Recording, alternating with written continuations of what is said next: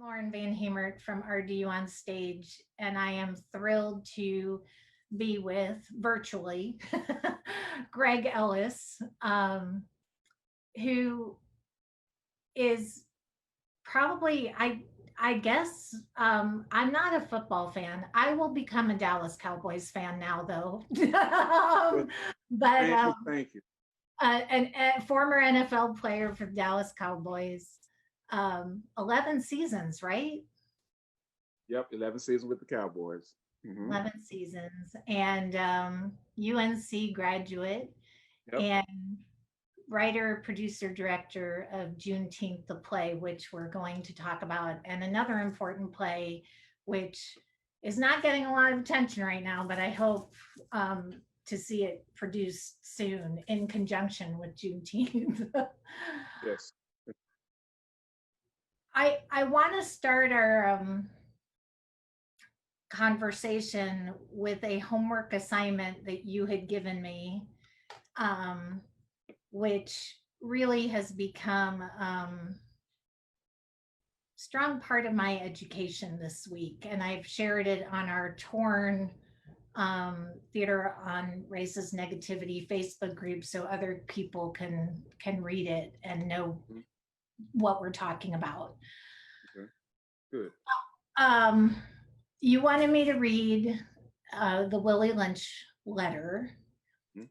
And what really struck me about this letter, I should say, as a journalist, there's some question as to whether this is this person was a real person or whether this is kind of an urban myth, but it doesn't really matter because it speaks to um, the psychology of trauma and oppression. Yes. And many years ago, when I was a kid and I was in Sunday school, um, and I went to a Jewish Sunday school, I took a class on cults. Uh-huh. And as I listened to this Willie Lynch letter or speech, the same um, exploitive persuasion that we saw in Jonestown, that we saw in Waco, was Hmm. the same exploitation and mind control and methodologies that I was hearing in the Willie Lynch speech. Yes. I want to talk to you about um, that document and why you wanted me to read it or listen to it. I told you I can read. I don't like to read, so I listen to it. But what can it teach us about the psychology, methodology, and trauma of oppression as it relates to our world now? You're exactly right. I want to address one thing. The about it being an urban legend, if you would, and that part is true. And here's what I tell people: that some people say, well, it actually wasn't a letter. It never took place. There was no Willie Lynch character. But the thing that would I tell people is that, but you can argue that, but what you can't argue is the facts that these things were carried out during slavery, and things in this letter that are talked about. You can't argue, did they actually take place. So that's what I tell people, because I've even had black people to say, well, no, that letter never exists. It was just, a myth, and it never took place. But the practices that were instructed in those teachings did take place. And we all have to agree with that. And the reason I wanted you to read it was because I knew it would allow us to go deeper into our conversation, and not just to have to stay on the surface. And this is one of the interviews that I actually have time to kind of peel back the banana peel, if you would, because most of them, you kind of got to stay surface because they're not long enough to really get in there deep enough. But in order to get in there deep enough, one has to have a good understanding, or at least some type of foundational understanding of how slavery took place. Because here's the thing: it's questionable to say, how could one group of people enslave another group of people for so long? How could that possibly happen? It had to be more than just physically overpowering that group of people. And reading that Willie Lynch letter will help people gain a greater understanding. Oh, I get it now. It wasn't necessarily the whips and the chains.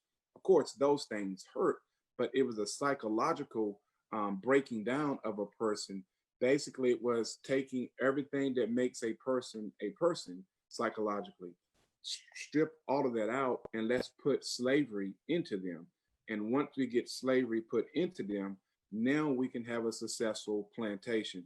But at first, we gotta figure out how to break them down and how to get what makes them, regular human beings. We got to take all that out, and we got to inbred in them that God made and want them to be slaves. We got to let them know that God is white. We got to let them know that Santa Claus is white. All of this stuff was a part of the psychological breakdown to say, okay, I believe you.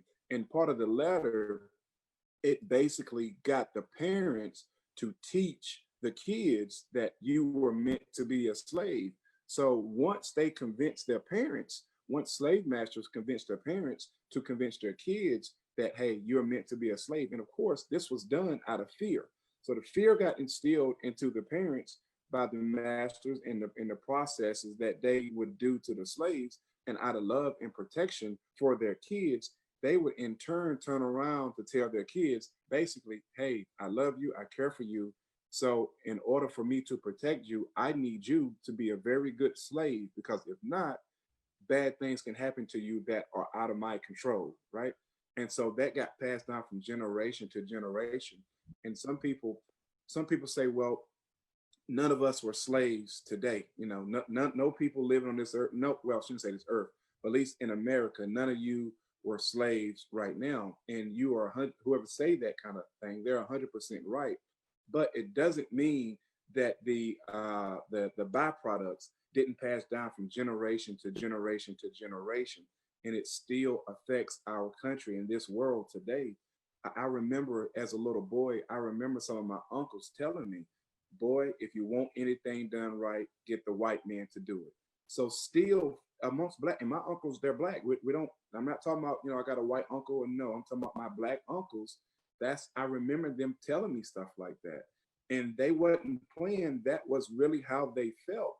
For them as a black man to say, us black people aren't capable of doing stuff the right way. That's how deep slavery goes. And so that inferiority continues to go from generation to generation to generation. So when people ask, why am I so passionate? It's not common for a retired football player to write plays, let alone to write plays about slavery. But I grew up, my mother and father, when they was married, early ages of them being married before I was born, they actually sharecropped. So I'm pretty close to, a lot of slave and racial type of events, if you would.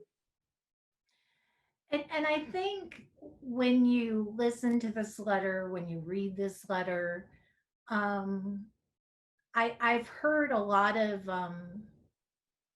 young people talk about with me in the last 3 weeks. They're angry. They're not sure where this anger is coming from. There's this rage that they're feeling when they see, and there's a, I mean, obviously everyone should feel rage and anger when they're seeing the police brutality we're seeing on television and these images. But I think having a historical context of where this comes from, and I know you feel passionately about this too, Yes. is very important. We need to know our history. And Yep. Yep. that's what I think. I mean, it's amazing to me, but some people are hearing about Juneteenth for the first time this year. This isn't a new thing. Mm-hmm. Mm-hmm. Mm-hmm. Mm-hmm. You're exactly right. Mm-hmm. Yeah. when you, I, when you hear our president on a day like yesterday say he's made Juneteenth famous, um, I don't want to say anything, but you wrote this play 2 years ago or 3 years ago now. um, Mhm. you've been talking about this a long time. This has existed a long time, particularly in Texas, where you are, Yeah. um, and as a holiday, as a event, and now more and more states are recognizing the significance of these events. When you hear our president say something like he's the one that's made it famous, what's your response to that? You know, I, given the fact of what we're dealing with, if people will take the time to read into when he says things like that, it I'm glad he said it. Now, I'm glad he said it because it just sheds more light on when people say Black Lives Matter, right? And then so the natural comeback that people say, well, all lives matter, right? Blue lives matter. And so people who say that are taking it the wrong way. Because here's what we have to understand. In this country, a police or blue life, as we call it, is not minimized to determine to say whether it matters or not. There's not a question to say, does a blue life matter? There's not a question to say, does white life matter? That we don't have those issues that say, well, that life must not be as important as somebody else's life. That's not what happens in America. But for our president to really insult and stomp on the day that a lot of Americans here in this country celebrate, the day freedom from slavery, for him to say, well, I made Juneteenth popular. It's like, now, did you bring more attention to it? Yeah, you're the president of the United States. So you brought more attention to it, but you brought attention to it because you were disrespecting Juneteenth to start with. You see what I'm saying? So the fact that you said, okay, I'm going to launch my campaign on this day right here, Juneteenth, that says Black Lives doesn't matter to him. Why? Because as significant of a day as Juneteenth is in to this country, especially in the Black community, you wasn't even aware that it exists. So my question is, how could anybody? I mean, you're the president. You're one of the most powerful people in the world. You have the smartest people around you in the world to help you with your exactly. I see that smirk. So supposed to be That's debatable, number 98, but we won't even say that. well, at least they are compensated to be smart people. But so my question is, how in the world could y'all think that was a good idea to have your campaign launching off on Juneteenth? That what you said is, we don't know anything about Juneteenth. So yeah, this is a good day to start it. We're just going to do it on this day. And the fact that you're doing it in Tulsa, Oklahoma, where Black Wall Street was at, that from recorded time, they said that's the only time that America destroyed and bombed its own self, basically. So those are two significant days and moments in history for the country, not just Black people, but really for the whole country. It just deals with Black people. So you are not even aware that Juneteenth existed, right? Because if you are aware, and even if the fact that you say, okay, now we recognize it, now we're going to cancel it, or even we recognize it, now we're going to cancel, but either way, it says, I really don't give that much thought to Black issues. That's what you're really saying by all the actions that have taken place. And when you put your knee on the back of Black people's neck, if you would, by saying, I don't really give that much thought to Black people issues, and you guys should be happy for me. You guys should be happy that I brought attention to your little holiday, your little pretend holiday. That's basic. And I don't say any of this to be disrespectful to the position of our president, but I'm saying I'm the kind of person, I always state the facts, not my opinion.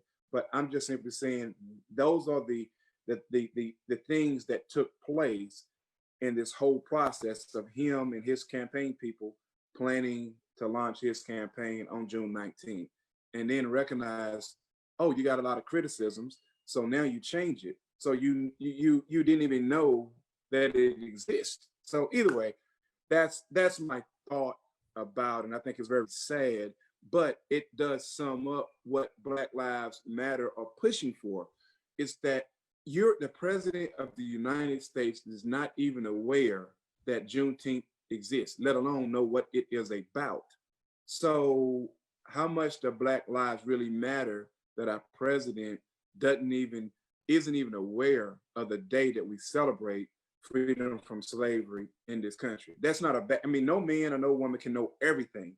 But when we're saying Black Lives Matter, that's what people have to understand we're talking about. We're not saying, well, white lives doesn't matter, blue lives, that we're not saying other lives don't matter.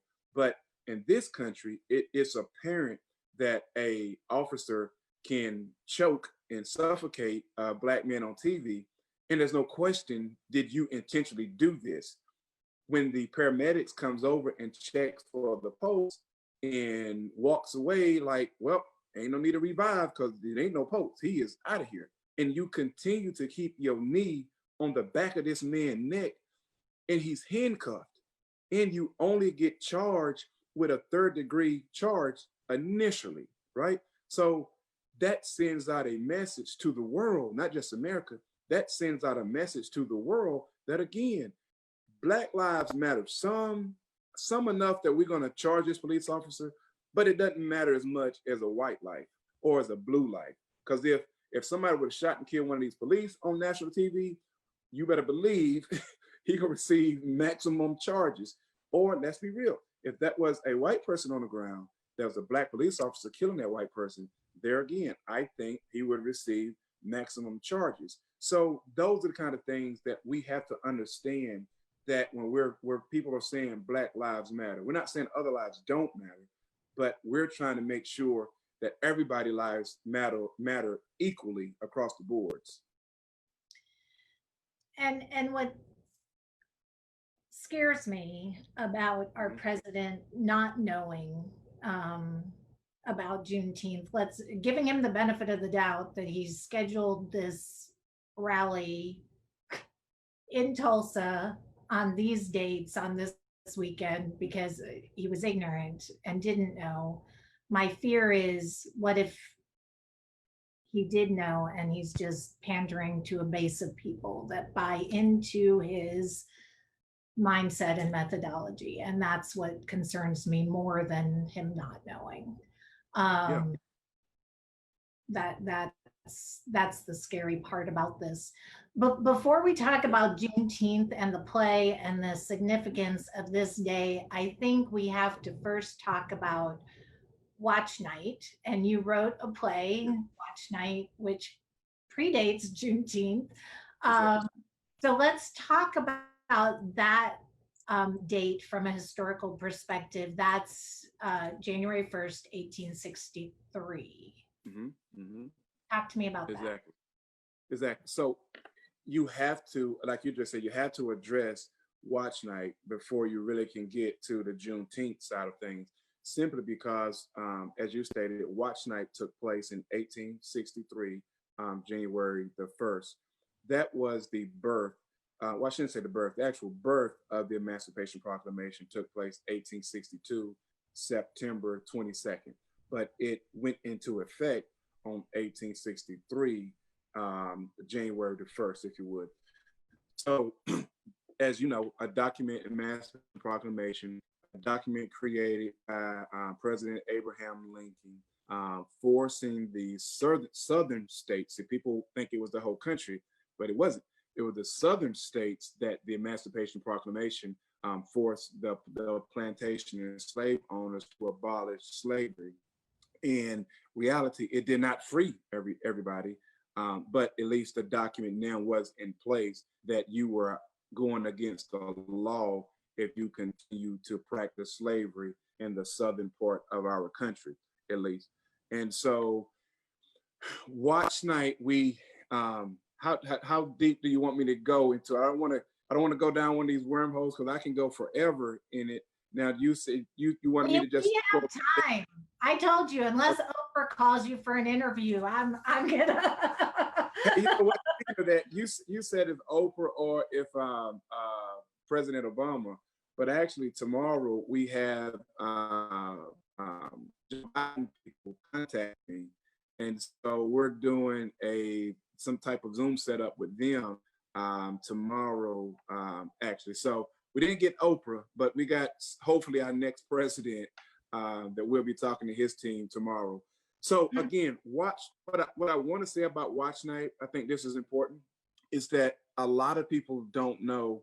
People may wonder where did the name come from. So in a lot of churches, especially in predominantly Black churches, you have a deal where on New Year's Eve, a ceremony, if you would, a tradition, if you would, on New Year's Eve, where people come to church on New Year's Eve, and sometimes, usually, they will stay past 12:01 and bringing in the new year in church. Now, for a religious person, it's easy to say, well, that makes sense. You're thanking God for blessing you to make it through another year, and you're praying for his blessings upon the new year. That, kind of, and it's a good reason.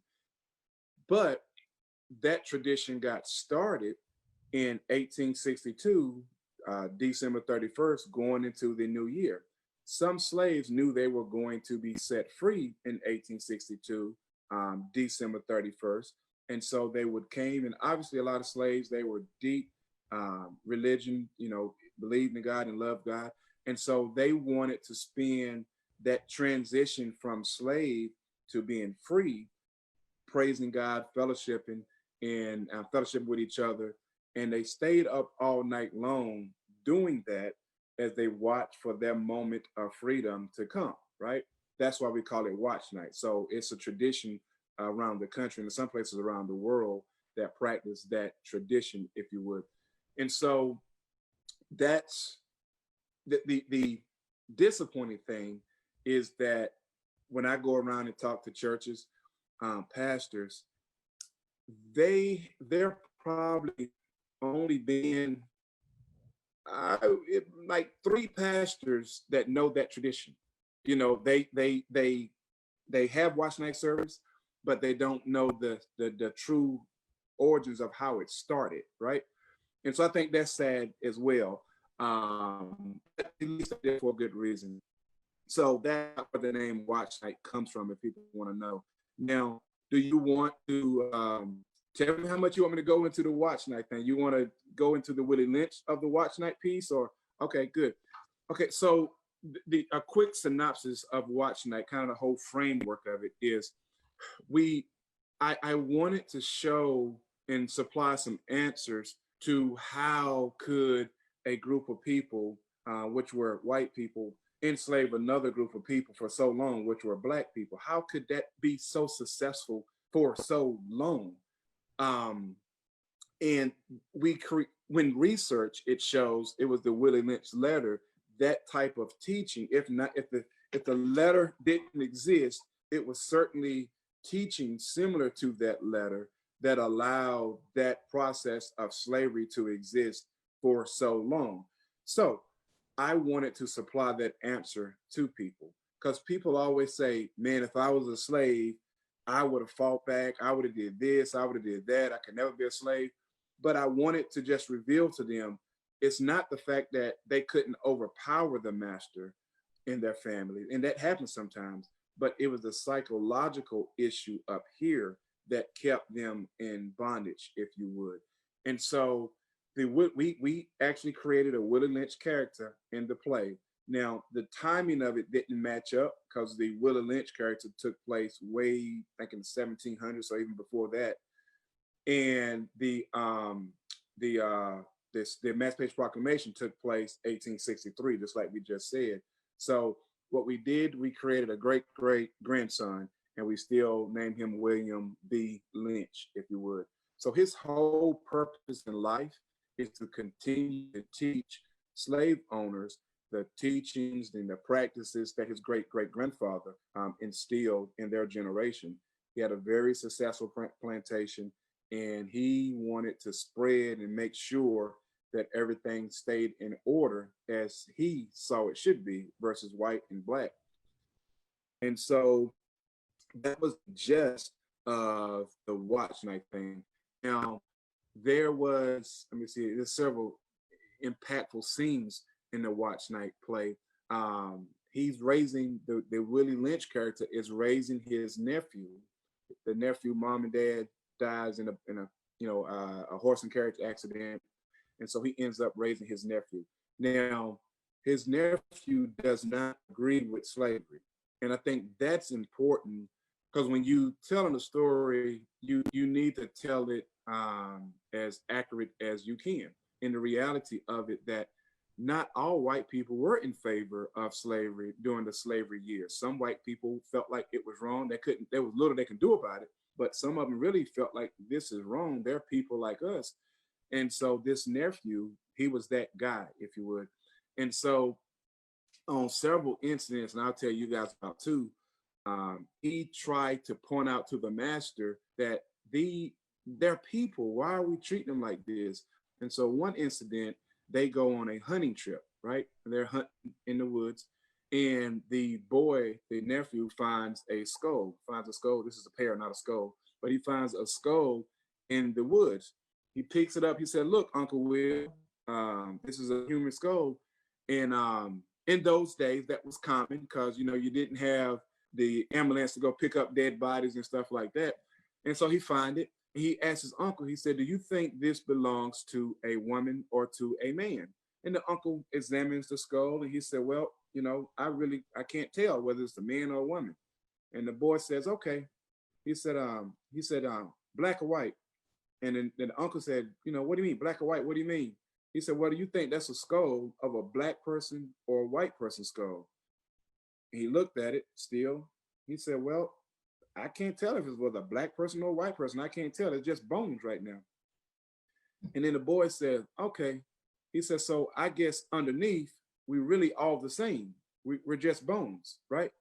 And then the uncle loses it and gets upset because the boy proves the point to the uncle is that just because we're different skin color doesn't mean they are not people, right? And so that's one scene. Another scene is the uncle, because part of the breaking down and establishing a successful slave plantation would be that the master would try to impregnate some of the slave girls, and that create a diversity of color on the slave plantation. And the lighter skinned slaves, of course, will work in the house, and the darker skinned slaves would stay in the fields. What did that do? Again, psychologically breaking down and separating black people because the light skinned people rated over the dark skinned people like they were better than them. And the dark skinned people didn't like the light skinned people because obviously you get to be in the house. We are in this field. So, anyway, the master would have rituals in which the him and other men will come down to the plantation, and as these girls will get of age, maybe 13, 14 years old, he would say, "Okay, now it's time for us to have our slave night," and we go and be with these young girls.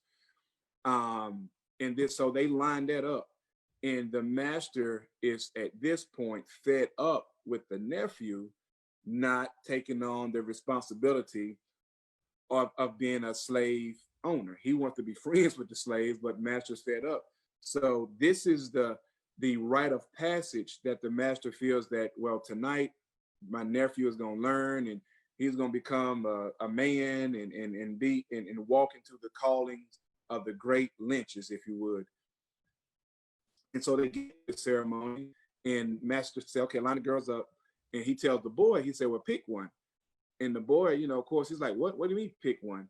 And the master tells, "Well, this is one of the things we do to maintain order on our plantation."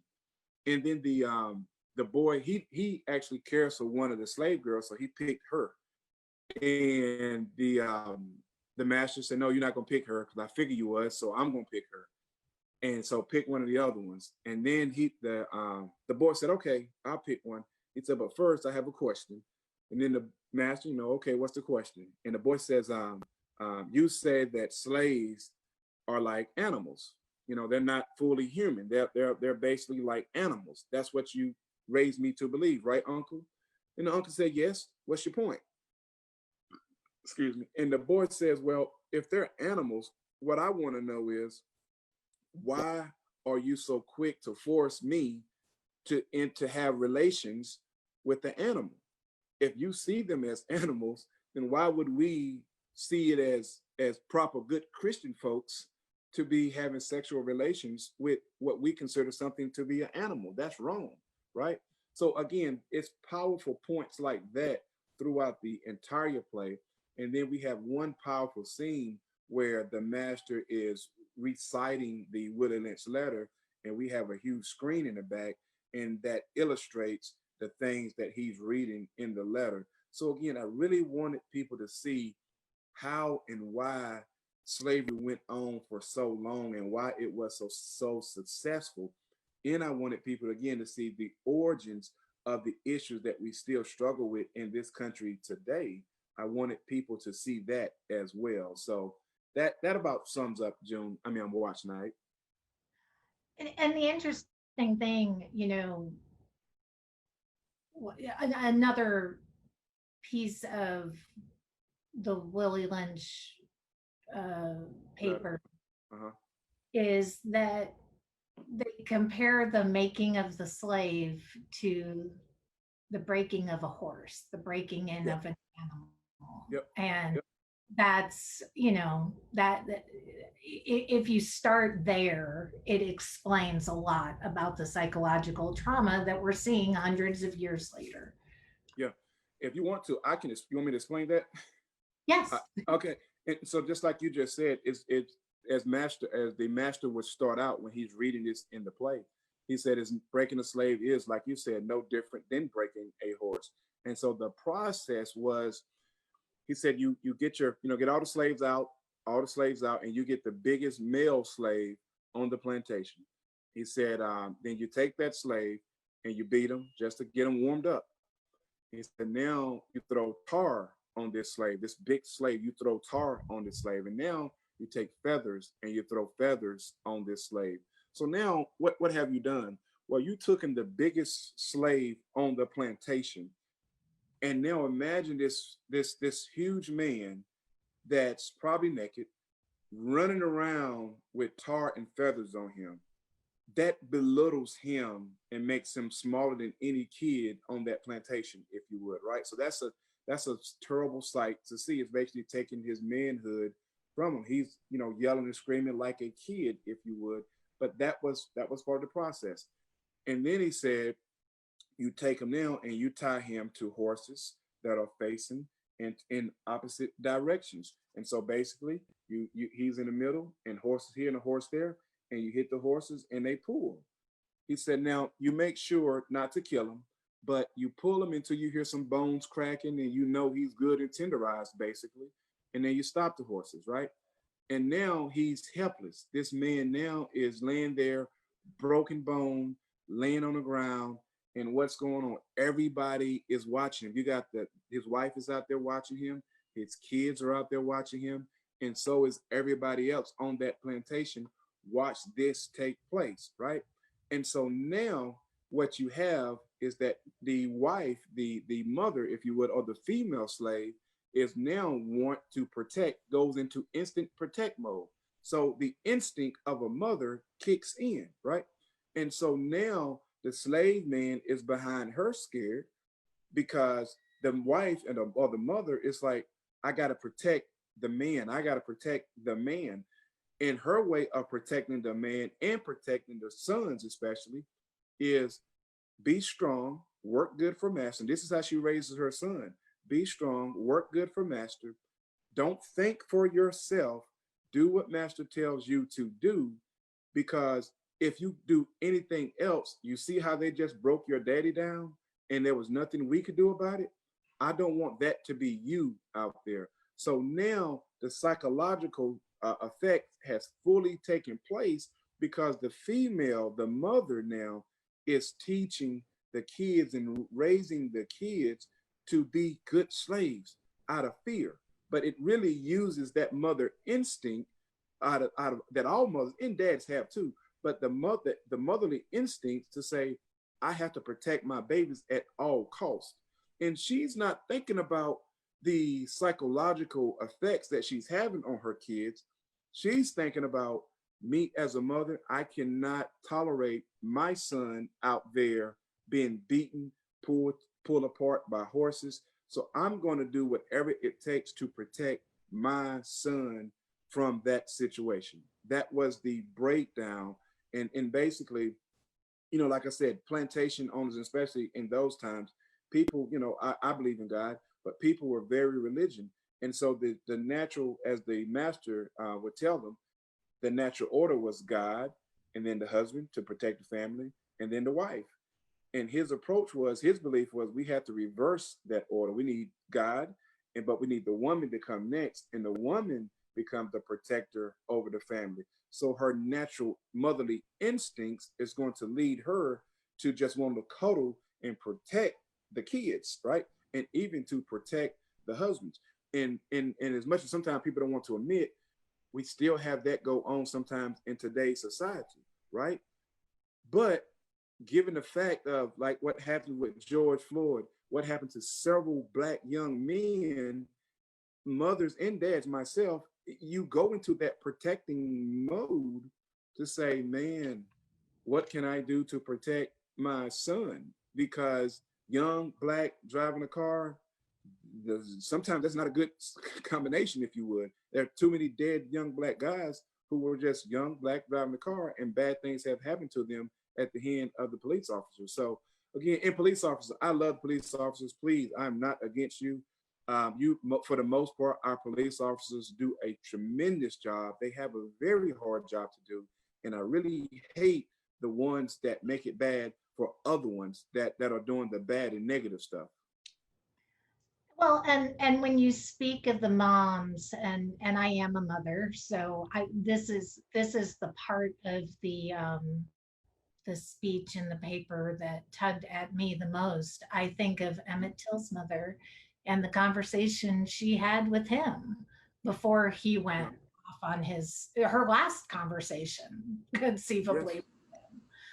Yes. Yes. Um, in one of the promotional flyers or ads that I saw for Juneteenth, the play, you talk about racism as a tool, and I love this idea of racism as a tool because, again, going back to my cult comparison, if we look at racism as a tool and method rather or methodology rather than a belief system, I think it Yeah. empowers us to dismantle this Yeah. methodology better. Yeah.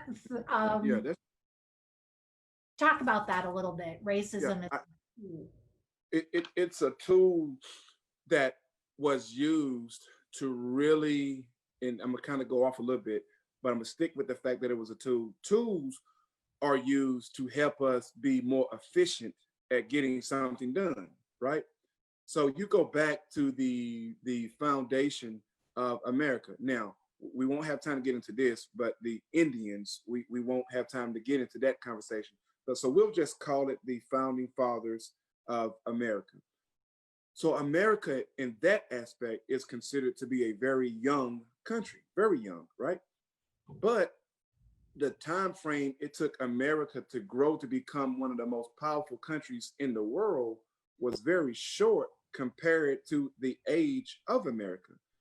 But what happened? The tools that were used were slaves. And so the slaves allowed America to grow expeditiously compared to any other country. So again, that's why I say racism is a tool, and still to this day, right? When you look at the disadvantages, the lack of opportunities that a lot of African American people have in this country, and people will argue it, but I'm like, there's been evidence of you can take two people, same credit score, same everything, that go into a bank and try to get a loan. They are more inclined to give that white person a loan versus that Black person. Those are kind of things that I say stem from slavery, if you would. But again, we're talking about tools. So racism has been a tool to use to in order to grow this country, in order to keep the economics of this country turning over and moving, if you would. There's still the I tell people this, Lauren, all of this stuff has produced two separate American dreams, if you would, right? And the what I identify as a subpar American dream, meaning below average of the regular American dream that we all supposed to be pursuing, that subpar American dream is oftentimes the American dreams that Black people are limited to strive for because the true American dream is too far out there. But here's the thing, that subpar American dream and everything that comes along with attaining that subpar American dream is again a tool. Because why? Because things in that subpar American dream, they feed and they empower those who are reaching for that American dream and those who have the ability to obtain that American dream.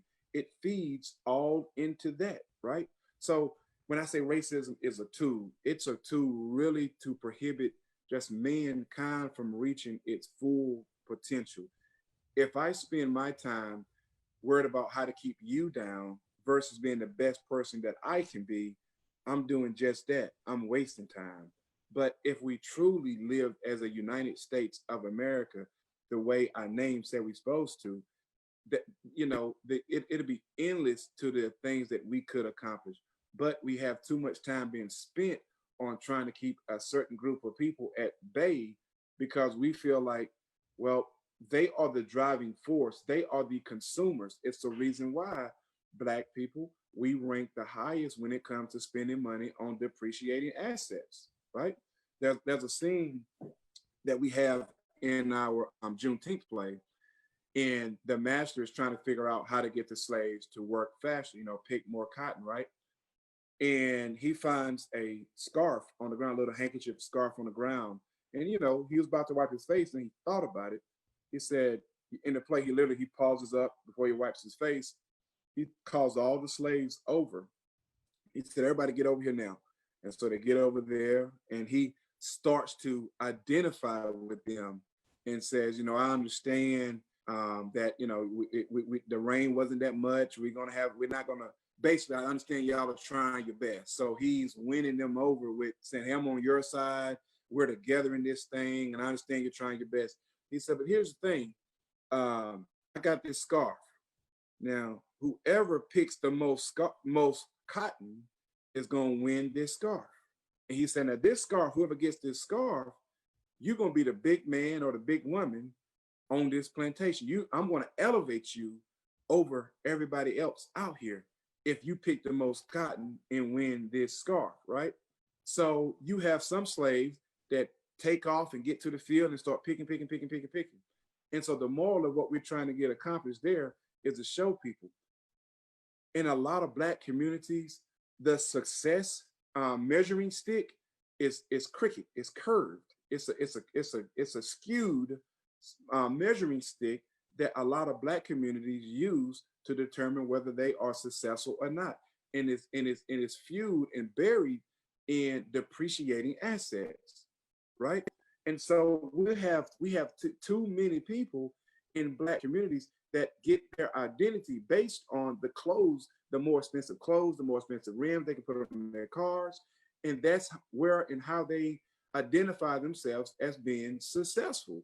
Now, it's not all their fault because the chasing that American dream, getting the house and buying land and making proper investments, it's too far out there. We're tired of getting the door closed on our face. And so what do we have to do? We have to settle for that subpar American dream, which again is filled with those depreciating assets that we can obtain. We can see a road on how to get the new pair of tennis shoes because the other stuff is so far out there that the people, the system, if you would, wants to keep it so far out there because that's their lane, that's their area. We need you to continue to buy these $200 and $300 pair of shoes, and then we are now fueling our American dream. If that makes sense to you. Um, we talked about Watch Night and the significance of those events in 1863. Fast Mm-hmm. forward 2 years later, June 19th, 1865, and the significance of what happened in Galveston, Texas, which is why we are recognizing Juneteenth now. while we're recognizing Juneteenth. So as we said, the 1863 Emancipation Proclamation, it was just for the southern states, and it didn't free as many people as we think that it, as we were taught that it freed. But we're here where we are. 1865, General Gordon Granger sails down to Galveston, Texas, and forced Texas to comply with the Emancipation Proclamation, as we said. And so that was, you know, basically clear, and that's what happened with that. Do you want me to go into the play about it, or what else you want me to cover about? Well, the play and the significance of that Okay. day. Yes. Somebody on Facebook said he doesn't understand why we celebrate July 4th instead of Juneteenth as our. I agree, and I'm glad. Thank you for asking that question, because all the interviews I've been doing this week, you know, one of the things that I've told them is that, to be honest with you, Juneteenth should be respected and honored the same way Independence Day is, which is the 4th of July, because that celebrates this country's separation and independence from Great Britain, right?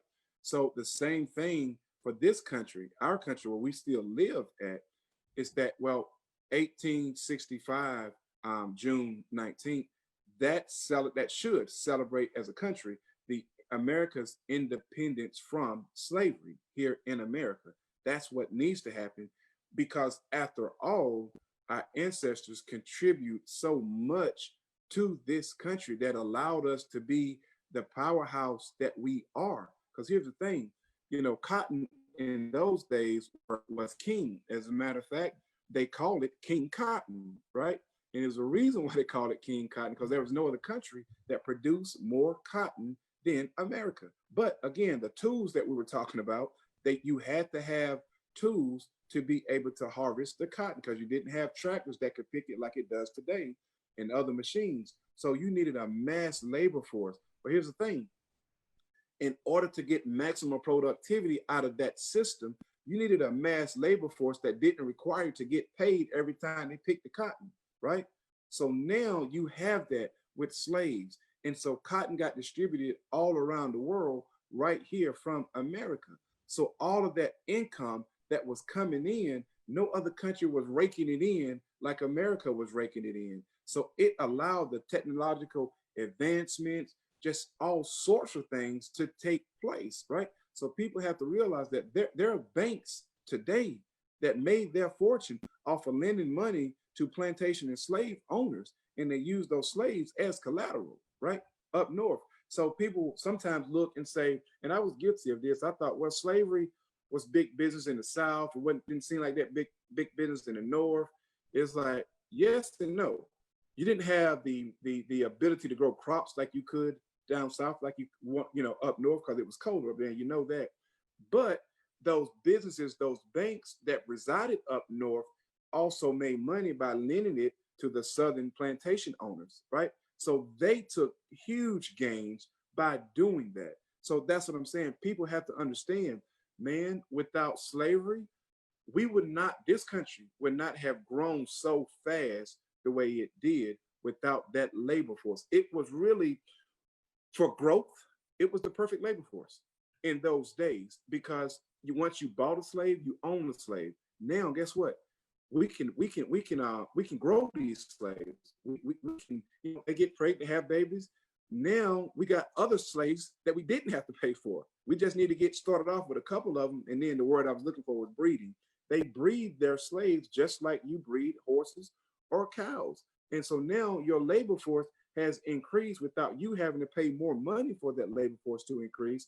So it was really the perfect working system, if you would, that would allow for maximum productivity, right? And that's why so many slave owners didn't want that to stop, right? And still to this day, I tell people, we just got makeup on it. The us as Black people, we are the highest consumers of depreciating asset, just like I just said. So still to this day, what are we doing? We're feeding that system still off the money that we do make, and it gets fed right back into the system. That is again allowing the people who have easy accessibility to pursue, not to get, but at least to pursue that true American dream, it's constantly feeding right back over to them, if you would. So why did it take 2 years between January 1st, 1863 and June 19th, 1865 to Good. for the Now, Texas? for them to get set free, there's a lot of different reasons, and I think in our play we have a slave woman coming down and telling the slaves that they were free, but the white guys end up killing her. But anyway, so there are different reasons that people say, but one thing that in researching that I saw that made a lot of sense to me was that obviously Texas is a long way from Washington D.C., right? The capital of the Oh, capital of. what happened? Where did you go? Oh, Okay. oh, I know it. Let me. If I tell you what, this iPad battery. I've been doing so many Zoom calls today. I got 10 seconds of battery life. So Oh if you no. allow, can I get my charger? Because I don't see one in here. Is that okay for me to go get a Yes, of charger? course. Of Okay. course. And while you're doing that, I'm going to tell people about your petition. Okay, great. You do that. I'll be right. Sorry. So, so everyone, there is a petition that Greg has started on change.org to make Juneteenth a national holiday.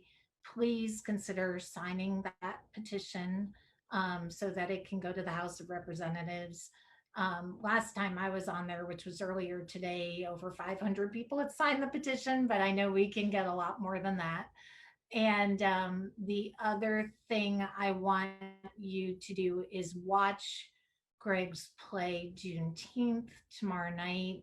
If you look at the description of the video, or I will share the link with all of you after this is over. His play Juneteenth is going to be live streamed tomorrow night at 8:30 Eastern time, and so I would love all of you to watch with your families, um, and Google the Willie Lynch letters if you want. Greg gave me that homework assignment earlier this week. I did, and that's why we can have this rich conversation now. I would encourage you to read that as well. I will say it can be triggering, especially in light of what's happening now. Um, and what I've told people is uh, black and brown people already know what's in Willie Lynch letter. You don't need to read it to know or understand. It's the white folks that really need to read that letter. So I will say that. Okay, I'm glad you're back. I Yes, I'm did an sorry about that. infomercial for the First, play and for the petition. I'm hoping everyone's going to sign. thank you, thank you, thank you, thank you. Okay, so which question were we on? We were about. Okay, you were asking about the why did it take two Why and a did it half take years you? for Yeah. exactly. So as I was giving that answer, like I said, there are many people who have many different answers to that question, but the one that makes most sense to me was the proximity of Texas compared to the capital, and so the Union soldiers they didn't have a strong presence in Texas, obviously because it was farther away from the actual Union headquarters, if you would, of the country. And so, and you notice they didn't get free until General Gordon Granger sailed into Texas and said, okay, you got to follow the emancipation. So again, that tells me, and the research says it too, that the proximity prohibit the Union soldiers from having a strong presence in the state of Texas. So Texas continued because they were not forced, they didn't have the manpower in the state of Texas to fully force the Emancipation Proclamation. So that's the more sensible reason that I have seen in our research. I want to talk about the NFL. I want to talk about the Dallas Cowboys for a second. I know that they are backing your petition Yes. that make Juneteenth a national holiday. Mm-hmm. Um, June 5th, Roger Goodell in the NFL, he came out with kind of an about face on player activism, saying, Yes. the NFL may have been wrong in its prior stance So, Yeah. so what do you make of that? And talk to me about the NFL and the Dallas Cowboys and their support of your work and what you've been doing. I I I thank them for their willingness to help in the efforts and raising awareness about this topic. And that's all you can ask them to do. That's all you can ask anybody to do. As powerful as the Dallas Cowboys and the NFL, powerful as those organizations are, they can't make people change their minds or change their views, but they can help raise awareness of the issues. And so I really thank them for their willingness to help us in what we're doing and trusting me enough to say, okay, Greg, we're going to lend you that name. And we trust you to take care of that name that we're pushing your stuff out on our social media platforms. And so we are entrusting you to take care of that. And so I thank them for that. And they know I will be responsible with their brands, if you would. So Roger Goodell in the NFL, I was glad to see Roger come out and say, you know what, we handle Colin Kaepernick situation the wrong way. Now, the sad part about that whole thing is that, you know, despite what people say, us as athletes, we love our sports. And so Colin Kaepernick got cheated out of maybe 3 or 4 more years and maybe even longer of being probably or and should have been able to be a part of the NFL. And he can't reverse the clock to get that back. That's the sad part about it. But as they say, you can't cry over the spilt milk. And so moving forward, I'm glad Roger made the announcement, their involvement in wanting to help bring awareness to Juneteenth. And the same thing with the Cowboys, Dallas Cowboys as well. So that's about all you can ask of them to do. But again, heart goes out to Colin Kaepernick because he got shortchanged on being able to finish out his career the way it should finished out.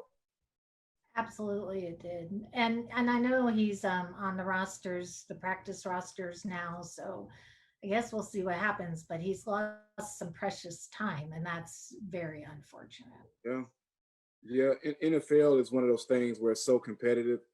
Everybody is so good, and you can sit out and work out on your own and work out with other people all you want to, but to stay at that game shape and that game speed, it's nearly impossible to do unless you're involved in doing it. So yeah, but yeah, that's good. Glad that he's able to be around it at least. After you retired from the NFL, you turned to writing, directing, and producing. I mean, you could have been a sports analyst. You could have probably gone and been a commentator on TV. And I know you were the producer of the film Carter High, and obviously the co-writer, the director, producer of Juneteenth, which is going to stream this weekend. Talk to me about how your activism informs the projects that you choose to produce and become involved with? Yeah, I'm glad you noticed that. Hmm. That's from one creative person like yourself, and I guess you kind of map out and say, okay, what's his motivation here, and they all kind of line up, and that's really me. I enjoy helping people, and one of the best ways we can help each other is to help each other become enlightened.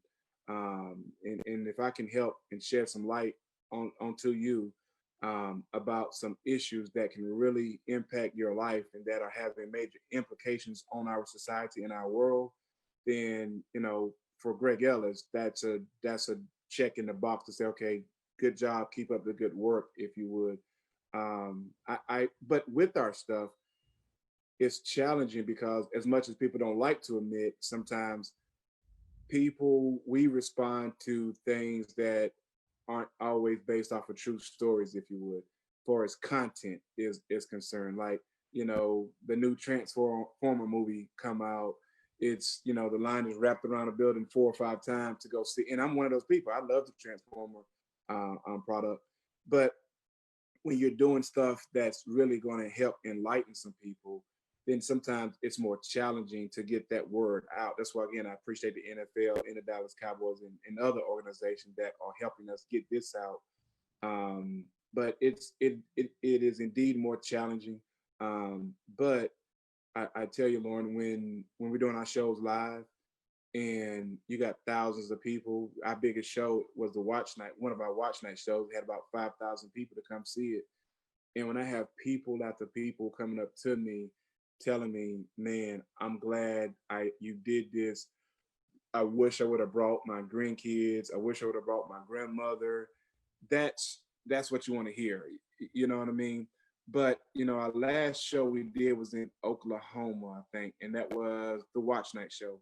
And I go and push hard as I can to tell people about the plays and encourage them to come. And so I got a call, several calls on my way back to Dallas that night after the show was over. And this one, he I don't know if he worked for the church, but he's deeply involved with a church. And he told me, he said, Greg, man, please let me know when can you bring your plate back up here. I want to make sure our youth get a chance to see that play. So that's the kind of stuff that I'm like, good and bad. It's like, well, I told you you needed to make sure they was here, but you didn't believe me. So after the show is over, then they're like, man, I didn't know it was gonna be this good. It's like, well, and no offense, but I'm like, I'm used to being a part of stuff that's pretty good. And I wouldn't lie to you and tell you to bring these kids out here if I didn't think it was gonna make a difference in their life. But I enjoy that. And that led to other things. Matter of fact, us going there led to Oklahoma, their historical district, wanting, and they were stepping up to the plate to sponsor us to come back up there with Juneteenth. That was one of the places we were going to go before COVID-19 hit and the whole social distancing. So yeah, that's me. I enjoy helping people, and that's my motivation for doing what I do. Everything I'm not interested in doing something that I feel that is just pure going to get you laughing and not challenge you to think. Now our plays, they're funny. We got a whole lot of comedy embedded in both of these productions, but obviously you're going to learn a whole lot while you're watching them. The stream that's going to happen tomorrow night, I Mhm. know in other productions of Juneteenth, you've been in those productions as Yeah. an actor. Are you acting in the in the version we're seeing tomorrow night? The good news is I'm going to be in the version that you're going to see tomorrow night. Yes, I am. And I tell people I'm really that comic relief of the whole thing, if you would. So when some people are going to be crying and some people are going to be upset, we try to time it out in the script where I come out in some crazy looking clothes and say a couple of funny things. And I'm really not a funny guy, but the script takes care of me being a comic relief, if you would.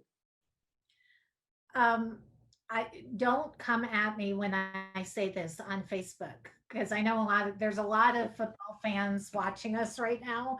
And No problem. when it first started, they were saying number 98. Um, I'm Good.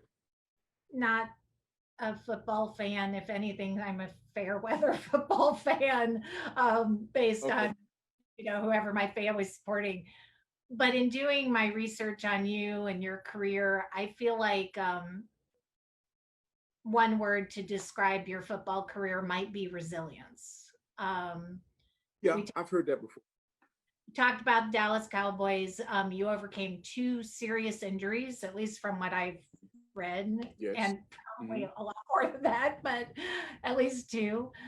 Um, as we look at this moment in our history, the Hmm. protesting that's happening and I don't even Hmm. want to say not peaceful because somebody corrected me the other day, said stop calling it peaceful protests, just say nonviolent Hmm. protest. Yes. As we're navigating this historic time, can you talk to me about resilience? Because we're in this moment, it feels very significant. It feels very meaningful, but there has to be some permanence to it for us to affect change. Yeah. So talk to me about resilience. Yes. The bottom line of being resilient, and we'll say and or not resilient, is I speak upon about this when I go do a lot of public speaking. It's motivation versus inspiration. And being resilient, everything starts out typically as something that you're motivated by, right? And so the country, we have a problem, whether you're black, white, um, um, Hispanic, or whatever color you are, or ethnic group you are in this country. A lot of people had a problem with what happened with George Floyd, right? And so we want to go do something. Now, the reality of all the people that want to go do something, and even the people that are doing something, I would gauge 100% of everybody, including myself, we're still functioning out of motivation, being motivated to do something. Now, I'm football. I can relate it back to football.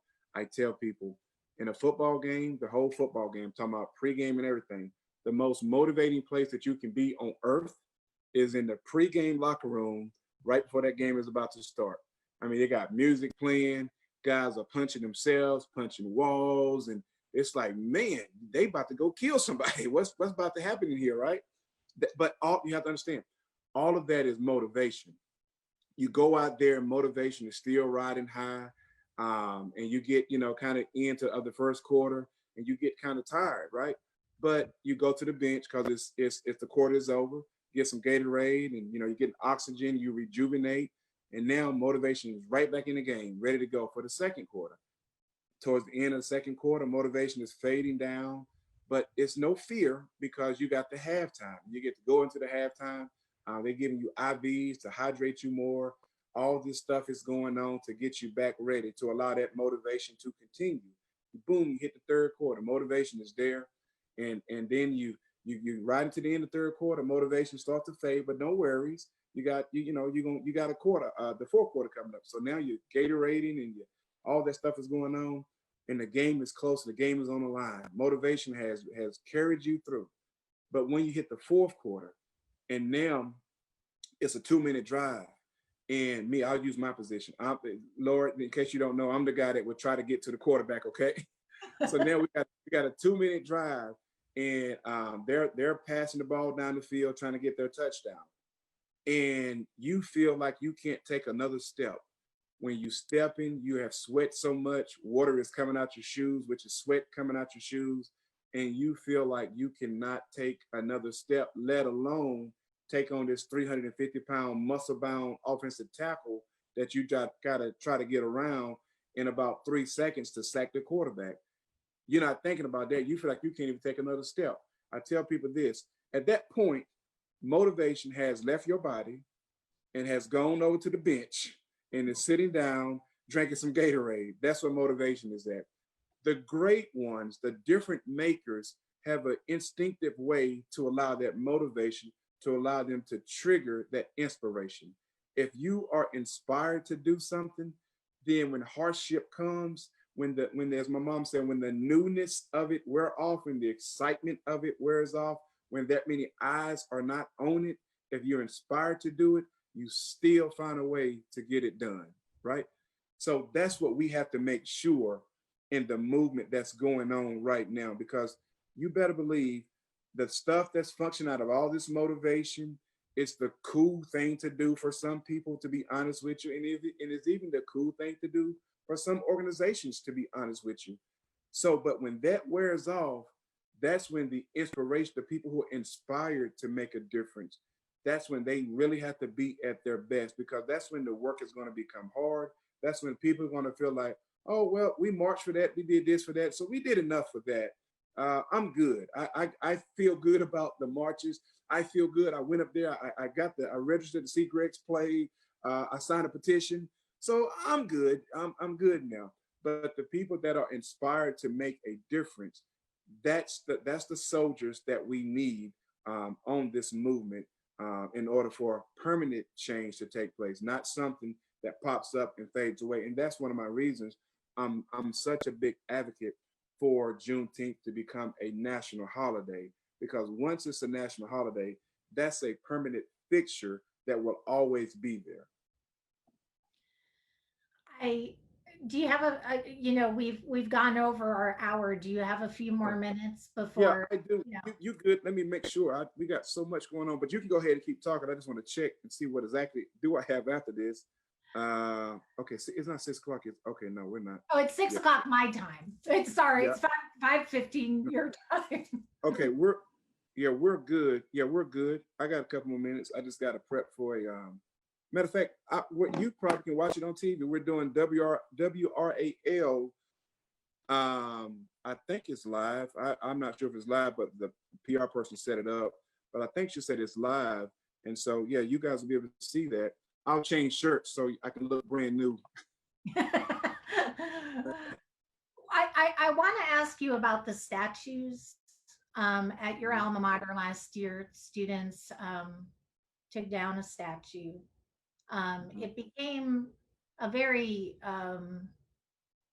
public thing. They were talking about it on all the Yeah. TV stations, and now there's really a movement to bring down a lot of these Confederate statues.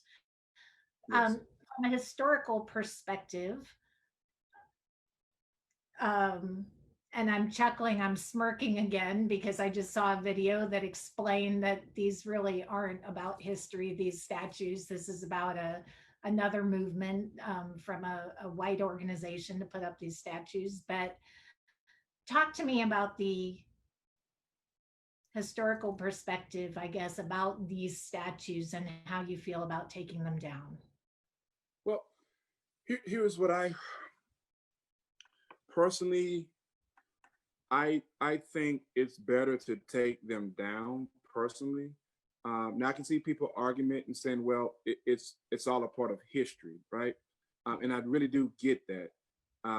But it's a representation of something that we no longer need to be represented in this country. You know what I mean? And so that's what I would say that we have to be careful about. Now, we're not trying to erase history, but it is making sure that we understand that, okay, we know that happened, but we're not going to allow this country's dollars and resources go towards to continuing taking care of a representation of something that represented a ugly stain on this country, if you would. But from a historical side, I truly get it. I understand, and a little comedy to it. You know, I often contemplate. I grew up, as a lot of kids grew up, loving the Dukes of Hazzards, right? But they got that Confederate flag, and so it's like, well, I like the Dukes of Hazzards though. I don't look at it now because I don't get the time to. But as a kid, I loved it, and I didn't think about that Confederate flag they had on their car. But it was something that I loved. You know, the cars jumping over everything, and probably every boy, especially, loved the Dukes of Hazzards. Um, so I get it when they're saying, well, it's part of history. It's not meant to be taken that way. It's just a representation of the South, if you would. I, here's a question um, that we can ask, and I don't know if it makes sense, but Hitler was a more direct destroyer of people. It wasn't a long term for him, but those 4 or 5 years, he was direct killing Jews, right?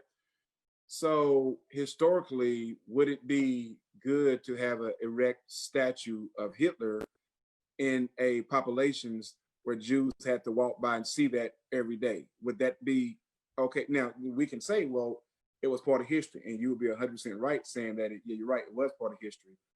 But would we? I wouldn't feel comfortable saying, okay, we know we have Jews and your ancestors had endured the Holocaust, and we're going to put a statue of the man who inflicted this upon your ancestors. We're going to put a statue that you have to walk by or drive by every day on your way to work, or on the school campus that you're paying money to send your kid to. They have to walk through and see that statue of the man who orchestrated killing your kid's great great great grandfather. You know what I mean? So when you put it in that context, it's like, yeah, probably doesn't sound like a good idea, but that's what I can say about it. Well, and a lot of these statues, I think, again, as part of my education, and Googling and doing some digging, were put up by the, I guess they're called the UDC, United Daughters Confederacy, and they weren't put up with the intention of preserving history. They were put up with the purpose of perpetuating a certain narrative. So I think people need Yeah, to be aware of where a lot of these statues came from as well. you're right. You're right. The play will live stream tomorrow night at 8:30 Eastern, Yep. 7:30 your time. I put links so people can find it, and I know that the proceeds from the ticket sales are going to support community and schools. There you go. Yep. Communities in school. Now we partner with the Dallas Regional Department on that. Communities in schools here in Dallas. So I don't want other communities in schools, maybe in North Carolina somewhere, say, "Hey, Greg, you're supposed to be sending us a check." It's like, no. So far as it was with the Dallas communities in schools. Eventually, prayerfully, we can continue to do stuff like this because I think it's a great organization. A lot of kids have mental illnesses, and they more work with kids that have mental illness stemming from environmental causes, if you will. Like if you come from an abusive home, mom and dad is abusive, or alcoholic, or drugs, or that kind of thing. And so that needs to be addressed. And so I was humbled and glad that we're able to partner with them. And prayerfully, it can be a relationship that we grow. So I encourage people, please, get your tickets. And I tell people this, when you put it all together, you have to understand this isn't a money maker for Greg Ellis. When I say that, and I'll share with people, it out of $10, three of those dollars for each ticket goes to the streaming provider. I'm not the owner of that company. They got way more money than I got, but we pay them $3 for every ticket that is sold. That's they charge to us to make their money. And then, like I said, we got actors involved with the play. And as I told them, this is our first time doing a pre-recording stream or streaming of any kind. So I said, if it sells enough tickets, then we're going to pay you guys because without you we couldn't have this. So if it makes enough money, we're going to pay you guys. And then CIS, I won't tell you their percentage. I don't want to get into their business. But so out of that $10, three is going to the provider.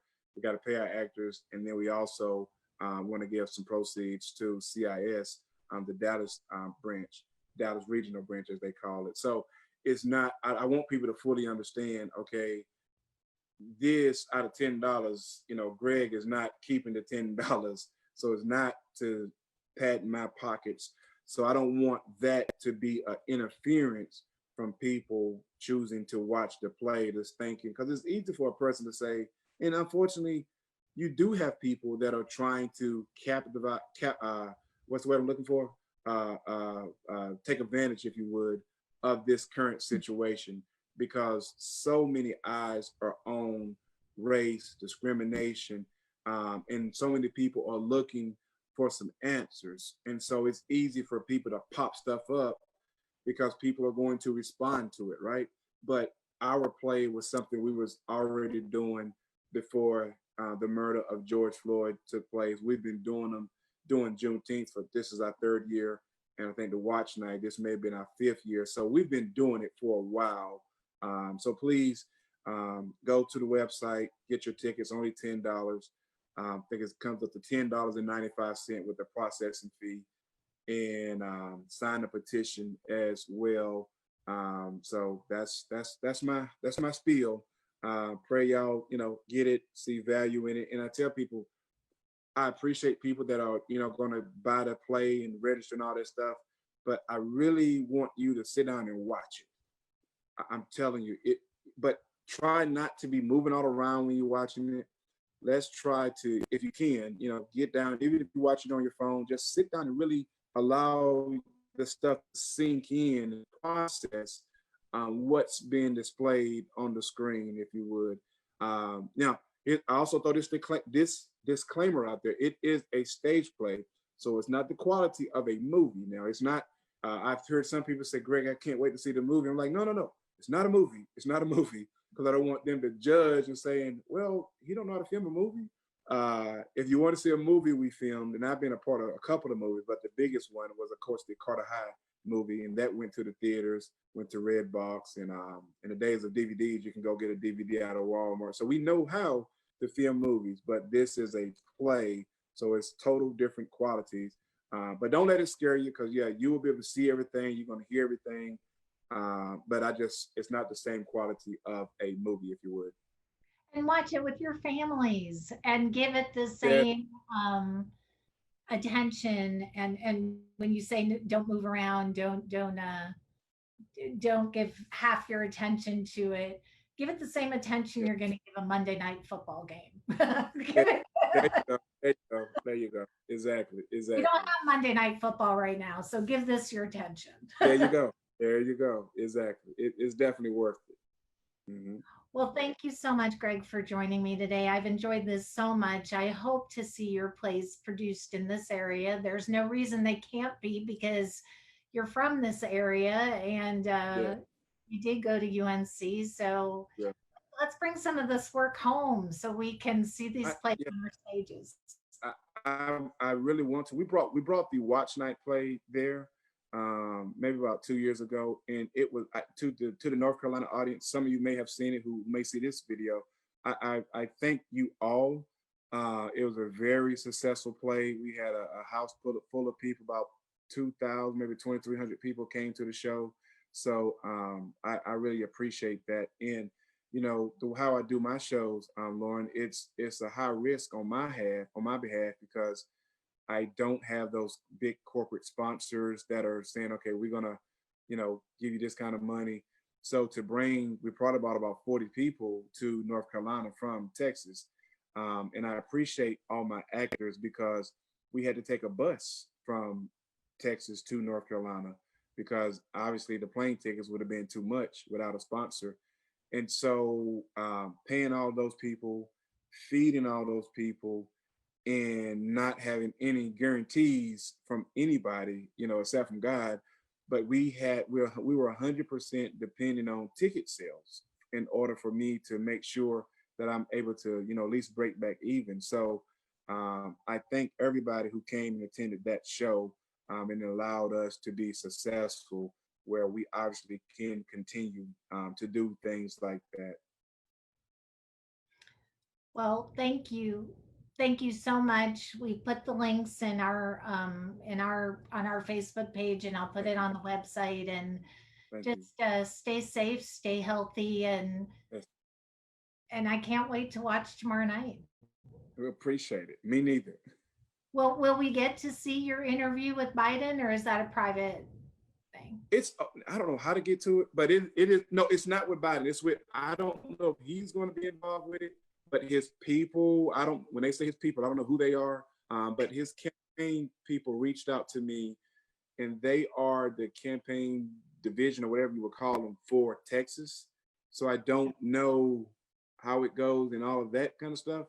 Um, but I would hope that it has gained enough attention that it has made its way up to the national level. Um, I don't know, but I just know they reached out and I told them, yeah, I'd love to be a part of it. And so we'll see. We'll see. But it's not on TV, so I think it's on Zoom. So I would just Google it and maybe I'll type find it. Biden or Juneteenth, something like that, and see if you can find it. But I would imagine it's going to be open, because obviously, I would imagine he want a lot of people to see and witness him being involved with something that has to do with Juneteenth. Yeah. Well, thank you again so much for your time. We'll tune in to WRAL and see you there. And I just so appreciate this. I so appreciate your time today. Thank you, thank you, thank you. I'm glad it worked out. Appreciate you allowing me to be on the show, and thank all the audience and people who may see this as well. Thank you guys for listening to us, and have a great rest of your day. God bless you. Much love to you. And that's it for me. Back to you, Laura. What do you got to say? And to you too. Oh, And thanks everyone for watching. If you tuned in late, we had some people come on late. This will live on Facebook. It'll be posted on our website over the weekend so you can see it in its entirety. Thanks great. so much, Greg. Okay. Thank you. Bye bye.